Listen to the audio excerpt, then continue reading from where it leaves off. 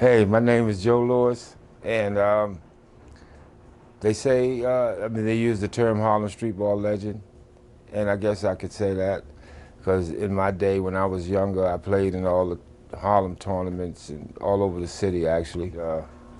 I was just smooth, and I was a real killer on the basketball court, and I think that that's one of the things that really made me the type of ball player that I was, is that, contact was part of the game. Anything is that I learned the fundamentals of the game before I really learned how to play the game. So by the time I learned how to play the game, I just had to add my fundamentals to it, and it fit me well. I guess my pride and joy was the Rucker tournament. I played in the Rucker tournament from junior high school, and college, and the pros. Voice of Harlem, I'm in the building, Mr. Chicken Noodle Soup. Some know me by Mr. No Music, 2008, 2009 Soul Train BET Award winner, Grammy nominee. The original voice of the EBC, the original voice of the Kingdom, Dykeman basketball, EBC basketball. The first announcer to actually be going into the Rucker Hall of Fame as the first announcer, being inducted by the Commissioner Bob McCullough himself and Freddie Crawford. I'm sitting here with the living legend, the Rucker living legend, the worldwide living legend, Mr. Joe Lewis, a.k.a. Mr. Smooth, a.k.a. Easy like a Sunday morning. Joe, what's happening, baby? What's going on, man? You know, man, when I came in the gym, man, and I saw you over there, I just said, man, everything falls in place, Everything falls in place. So this is a great opportunity for me, and for me to get to be known because of you. I guess, when the most notarized guy that I know, that I grew up with, in fact, the two most notarized was Kareem Abdul-Jabbar, Tiny Archibald. And then we have Pee Wee Kirkland, and we have Red Cotto, we have Billy Meggett, you have Uric Cobb, you got Bob Samuels, you got,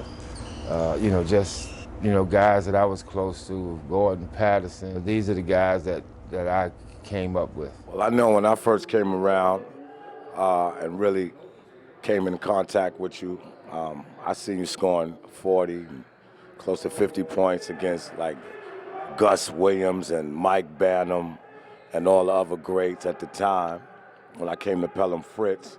And then when I started hanging out with Joe Hammond and Bob McCullough, and they filling me in on the history of you in the years before we met, I just, it was just amazing to hear some of the stories, but being that I seen you play, I seen you shoot, the stories that I heard match what I seen for myself.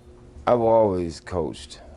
I've always, looked out for the younger guys. I always wanted to give them the same thing that I got from people who were older than me, who taught me, what I needed to know to be safe, to do my work in school, and to look forward to going to college. And I have 4 children, and that most of them, a couple of them happened during that time. We talking about then, high school and right after college.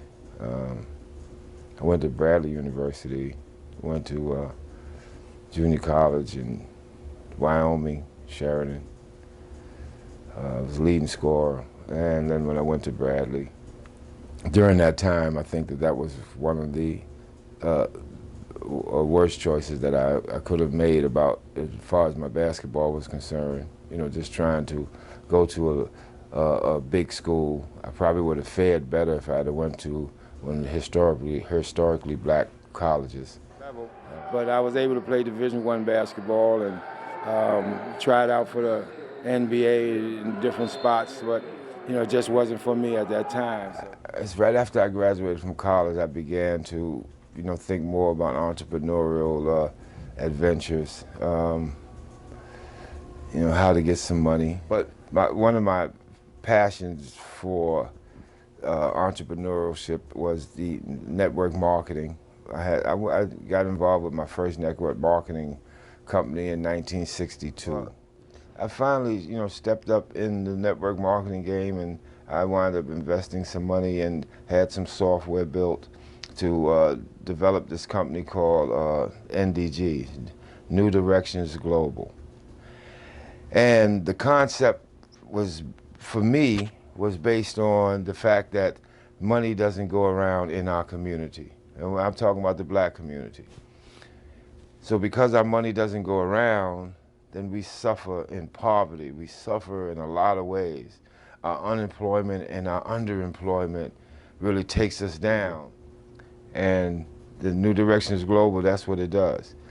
It gives us the opportunity to share our money with one another and help one another build our own economy.